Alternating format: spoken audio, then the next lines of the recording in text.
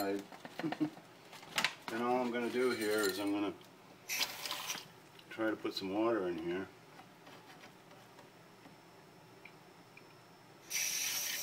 And you want to try to have warm water, not hot, not cold, but some warm water.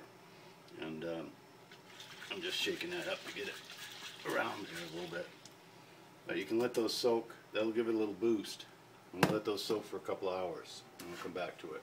Okay, we've been soaking these on the windowsill here for about a half an hour, 45 minutes. Obviously there are some of these seeds in here that are not viable, but we'll take care of that later. Right now what we want to do is we want to dump our water out of here. It's actually going to be easier to do this with a sprouter. And put them in here. And then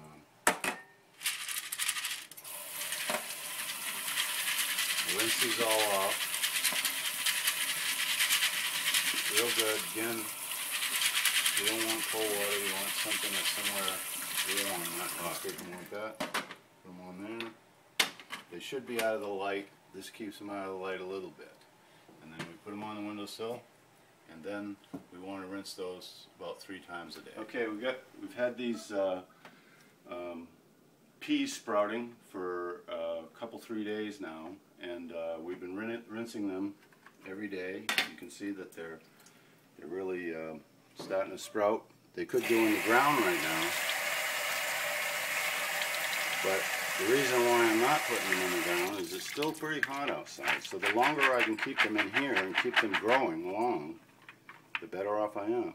In fact, some of these are actually starting to get some leaf area on them. See, there's some leaves starting to come in.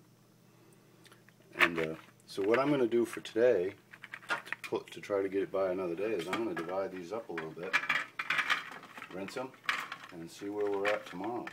You know, and we'll plant tomorrow.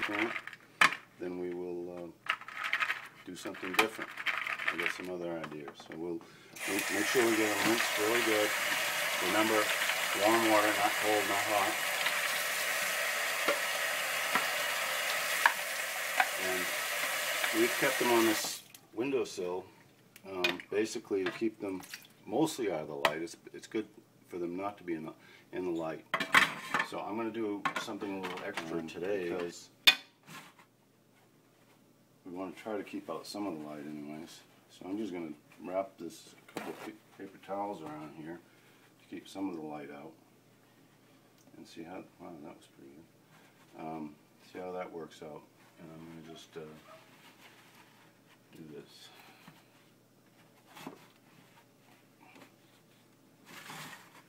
And we'll leave it up there.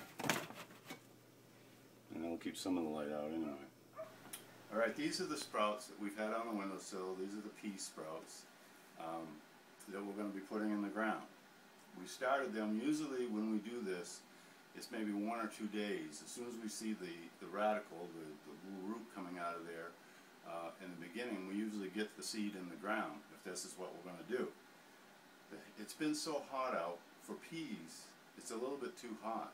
So we decided to sprout them a little longer, see if we can get away with that. We may not be able to.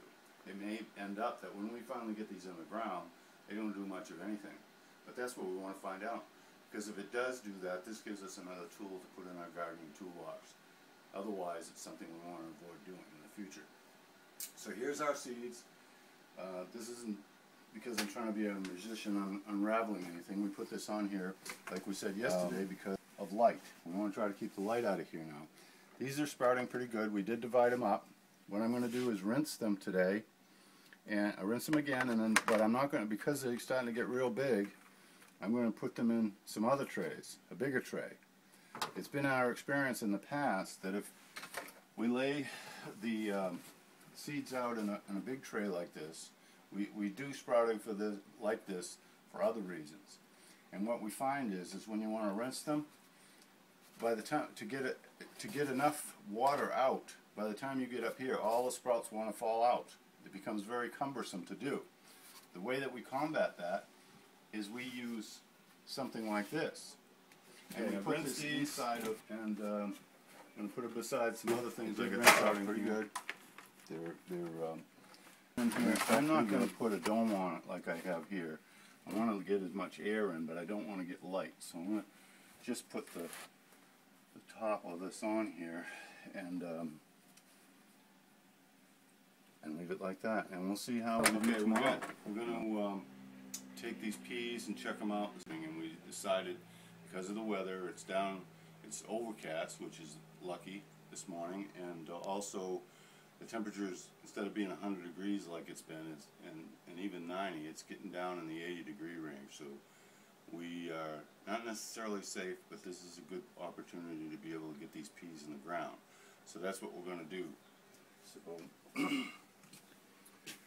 we'll uncover them here where we've had them going, and you can see that some of them are actually getting some roots.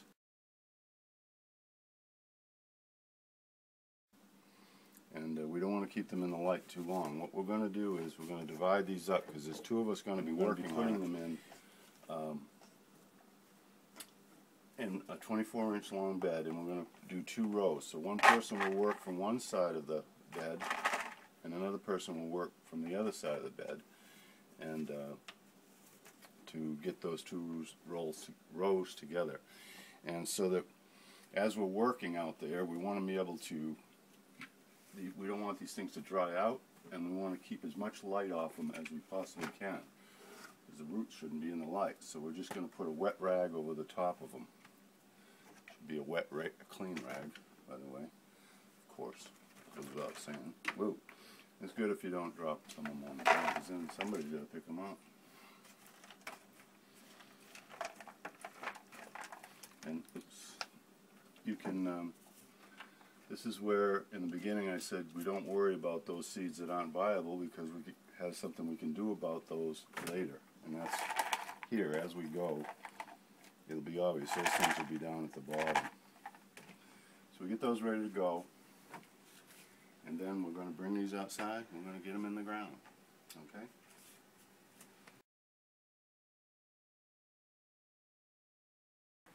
What I want to show you, this 3-foot ruler, this is a metal ruler or yardstick, is a good handy item to have. You can make furrows with it, you can measure, it's a pretty useful little item.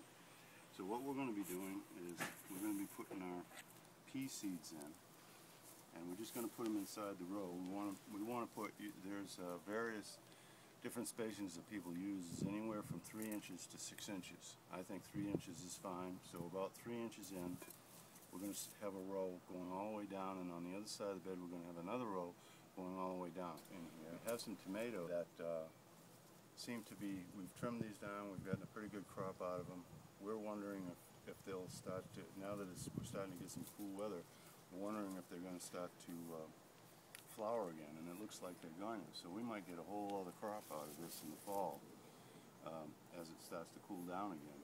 When I say cool down, I mean not the 190 degrees, 90 to 100 degrees that it's been for the last more than a month and a half or so. So basically I'm going to just set this down here, and we're going to take some of our sprouts. I should have something to make a hole, but I can do this with my finger. And we just take one of our seeds and make sure that it puts the right in the ground. It doesn't have to be on top of the ground. So, and we just put it in. And then do those every 3 inches. One person's going to work on that side, I'm going to work on this side, and we're going to go down the row and try to get some of these in.